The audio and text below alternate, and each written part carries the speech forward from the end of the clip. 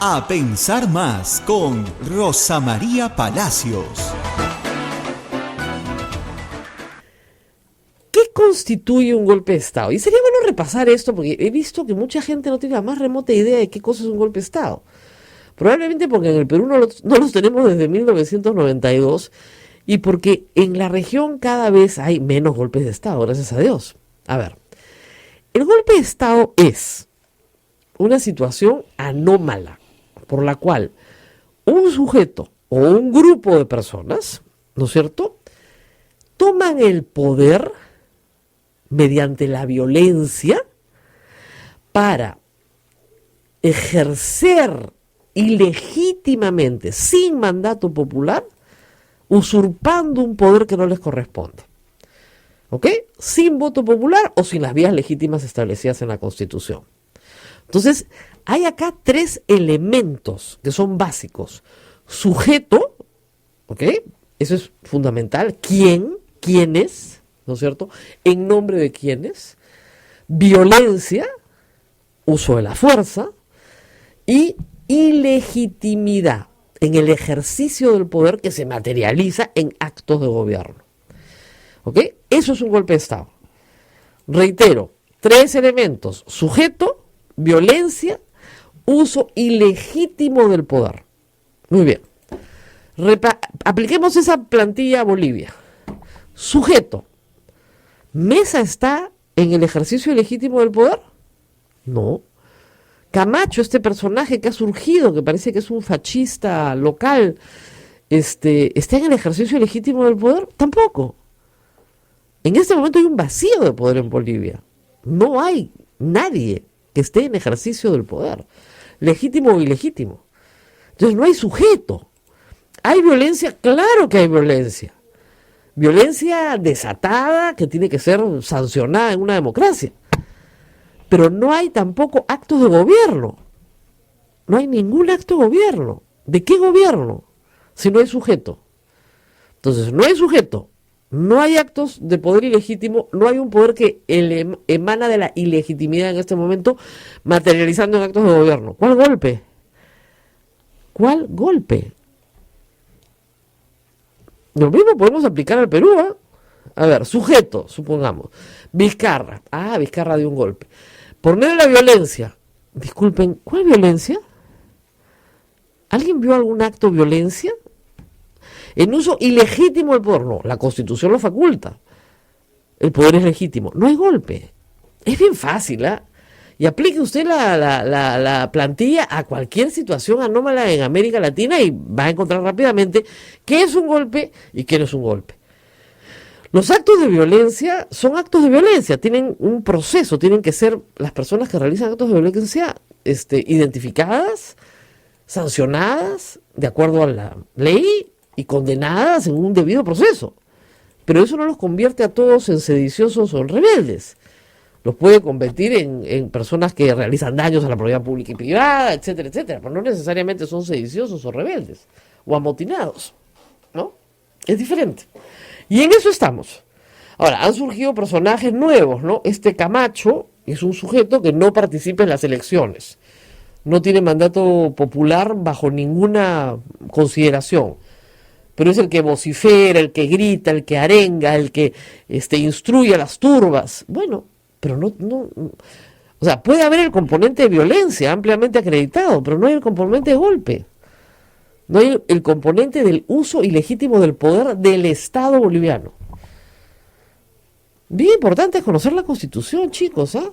O sea, de verdad, esto es unas clasecitas de derecho constitucional y uno al toque aprende estas cosas, ¿no es cierto?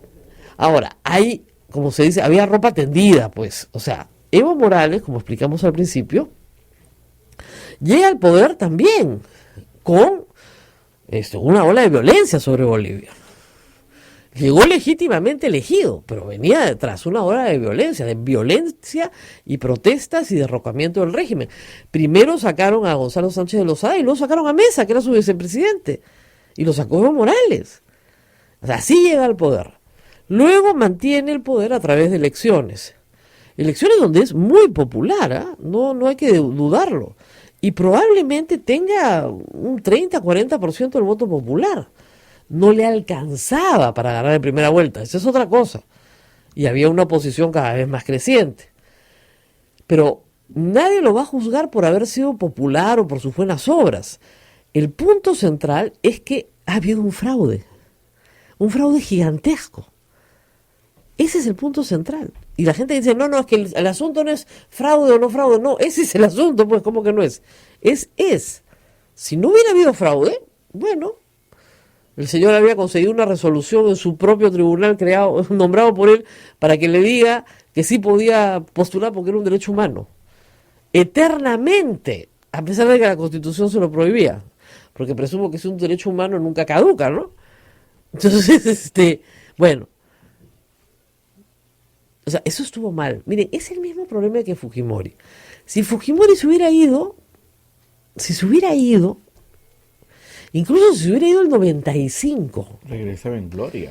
En gloria, sí. Pero en andas. Ajá.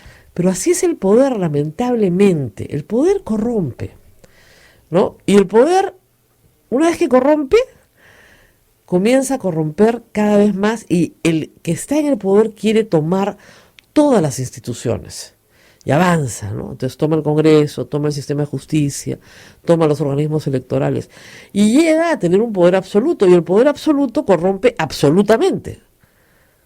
Entonces, al final, Evo Morales ha sido víctima de aquello contra lo que protestó, que suele pasarle a gente que está mucho tiempo en el poder.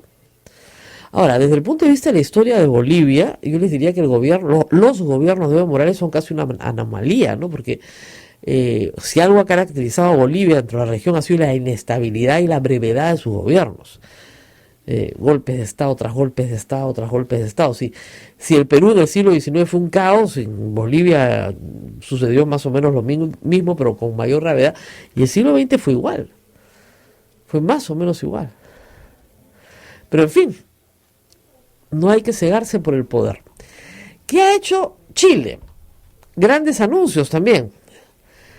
Sebastián Piñera, que es en el fondo un empresario, es un negociante, es un hombre que sabe dar y recibir, ceder cuando tiene que ceder, ya anunció que van a un Congreso Constituyente para hacer una nueva Constitución. ¿Calmará eso las iras del pueblo? No lo sé. Pero era una de las demandas. ¿Quieren una nueva Constitución? Una nueva Constitución. ¿Qué cosa rara? Tú sabes que estaba leyendo la historia de Bolivia. Ellos no tienen experiencia con asambleas constituyentes o con congresos constituyentes. No es parte de su formación histórica. Las constituciones han sido redactadas por notables en Chile. Sometidas a referéndum, sí, pero redactadas por grupos pequeños, ¿no es cierto? Que, bueno, sobre la base de lo que es el derecho constitucional, puedes redactar perfectamente una constitución. Entonces, hay una demanda de que la constitución se haga de abajo hacia arriba, si quieren, por una asamblea. El gobierno ha llamado Congreso Constituyente, así que presumo que será un Congreso regular, pero también con facultades constituyentes.